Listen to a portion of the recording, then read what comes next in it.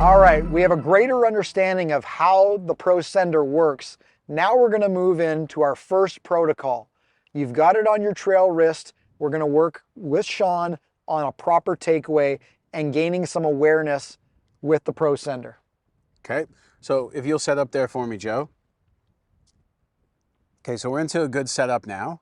And now what's really important in the golf swing is the first 2 or 3 feet, because the golf swing happens very quickly and we don't have much time to make manipulation, especially once we get to the top, there's almost no manipulation to the bottom because the time frame's 2/100ths of a second. What you do initially is very, very important. So how you start is often how you will finish. So Joe, when you take the club back there for me, okay, what we're trying to see as early as possible, okay, and the thing I love about the ProSENDR is that when this right elbow gets too bent, it's really hard for people to make good contact, but this right wrist needs to be bent into extension. So when Joe puts his hand into the back of this wrist cradle, what we'll see there is, if you take it back, Joe, and it's not on there,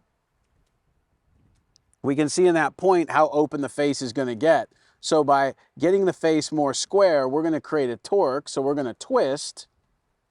And that position right there now gets this right forearm in pronation and this right wrist in extension. And that's no different to Tom Brady or Peyton Manning or any position that we're throwing anything or releasing something. So from this part right here, take it back down. Okay, give me another one. So that's really the goal, is to get it on there as fast as possible. So we're not really talking about plane. We're not talking about anything like that. If you start over from the bottom, so if you take that thing back wide and start to create torque, this is always going to put the mass of the club very close to the same position. Some people might have the club head a little bit inside, some might have it more neutral, and some might have it more outside. All of those are comparable and all those are useful based on who you are. So when we see different golf swings on the PGA Tour, they can look a lot different, but if you're looking at some of these places that I'm referring to, they're all identical.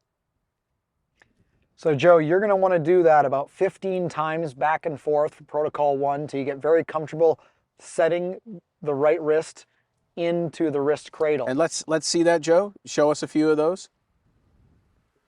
Okay, and the thing I like about the right wrist more than the left wrist is, for the most part, all this talk about bowing of the left wrist and what have you, and we'll cover that later, but ideally, we're right-handed golfers most of the time who are right-handed people. So this is our supercomputer, this right hand. So I've really struggled in all of my years teaching, trying to get right-handed golfers to create some idea into their left, and that's why we did it on the right wrist and not the left wrist. Okay, do it again, Joe.